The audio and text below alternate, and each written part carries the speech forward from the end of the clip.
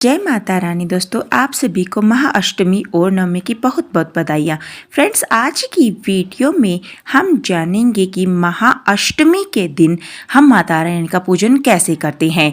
महाअष्टमी या नवमी जिस दिन भी आप कन्या पूजन करेंगे उस दिन हमें माता रानी का पूजन कैसे करना है, इसी के विषय पर आज का वीडियो तो है। देखिए, कुछ लोग अष्टमी के दिन कन्या पूजन करते हैं और कुछ लोग नवमी के दिन कन्या पूजन करते हैं। तो जिस दिन भी आप कन्या पूजन करेंगे, सबसे पहले सुबह जल्दी उठकर हम स्नान करेंगे और उसके बाद हम चौकी को साफ कर लेंगे। यानी पहले दिन जो भी आपने फूल चढ़ाए थे वह सभी हम चौकी से हटा देंगे। उसके बाद हम भाव रूप में जल के छींटे लगाकर माता रानी को स्नान करा देंगे।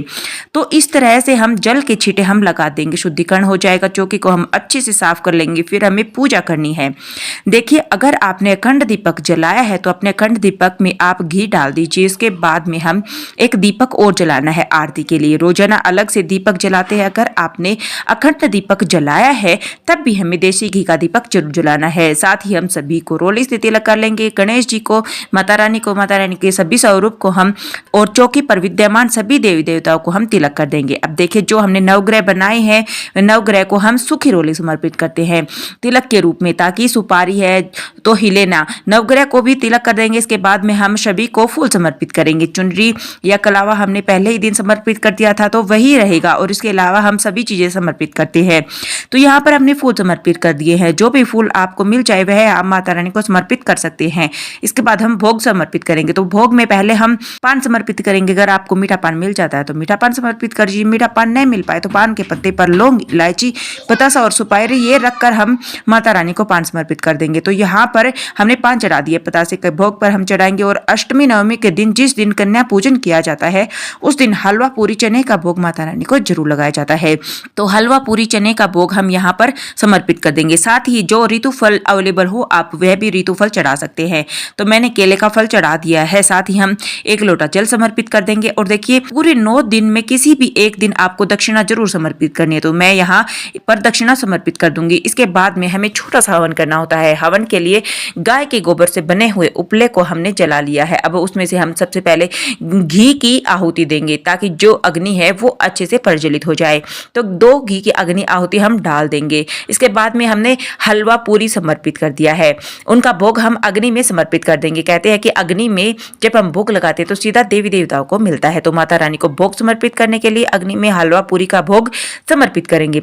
पतासे का भोग समर्पित करेंगे। लौंग के जोड़े हम चढ़ाएंगे। इसके बाद में जो आपने पान चढ़ाया है, मीठा पान चढ़ाया है, तो मीठा पान या पान का पत्ता चढ़ाया है, ये हम इस तरह से देखिए इसका हम एक बीड़ा बना लेंगे और यह हम हवन को समर्पित कर देंगे। इसके बाद हम घर में अगर कोई पान खाता है तो आप प्रसाद के रूप में उसे पान दे सकते हैं, लेकिन ज्यादातर हम लोग यह हवन में ही समर्पित कर देते हैं। साथ में अगर आप कपूर चढ़ा दीजिएगा ताकि अग्नि अच्छे से प्रज्वलित हो जाए। इसके बाद हाथ जोड़कर माता रानी से भोग ग्रहण करने के लिए प्रार्थना करेंगे और फिर हम बहुत ही प्रेम पूर्वक धूप दीप से आरती करेंगे। पहले गणेश जी की आरती करेंगे, उसके बाद माता रानी की आरती करेंगे। बहुत ही प्रेम पूर्वक आरती करने के बाद हाथ जोड़कर माता रानी से पूजा में रही कमियों के लिए समायाचना करेंगे और अपनी मनोकामनाओं की पूर्ति के लिए माता से प्रार्थना करेंगे। और इस तरह से हमें अष्टमी नवमी के दिन आप कन्या पूजन करेंगे। इस दिन पूजा करनी है। उसके बाद में हम थोड़ा सा जल ले लेंगे। तो जो हमने हवन किया है ना, उसके ऊपर से आप 2 बार इस तरह से घुमा देंगे और इस तरह से हमारी पूजा पूर्ण हो जाएगी। देखिए, जो हमने कलश स्थापना की थी, हमने यहाँ पर जिस दिन कन्या पूजन होता है उस दिन कलश के ऊपर जो नारियल रखा है उस नारियल को तोड़ के प्रसाद बनाते हैं और सभी कन्याओं को ये प्रसाद खिला देते हैं, नारियल को बांट देते हैं। अब किसी किसी के यहाँ पर इस नारियल का विसर्जन किया जाता है, तो आपके यहाँ विसर्जन किया जाता है तो विसर्जन कर दीजिएगा। प्रसाद बनाते हैं तो प्रसाद बना दीजिएगा। तो जो हमने भोग चढ़ाया है, जो हमने हलवा पूरी चना चढ़ाया है, अगर आपके आसपास कोई गाय आपको मिल जाए तो सबसे अच्छा है आप गाय को खिला दीजिए। अगर गाय नहीं मिलती है तो फिर आप ये जो कन्या जिनको खाना खिला रहे हैं उनको खिला सकते हैं। उसके साथ ही केले वगैरह जो हमने यहाँ पर लिए वह कन्याओं को बांट देंगे। और कलश मैंने जो आपको बता दिया कि हमारे यहाँ पर जो नारियल है वह कन्या पूजन के दिन इसको तोड़ के प्रसाद प्रसाद बना के कन्याओं में बांट दीजिए। घर के सभी सदस्य खाते हैं, लेकिन अगर आपके यहाँ पर इसका विसर्जन किया जाता है तो आप इसका विसर्जन भी कर देंगे।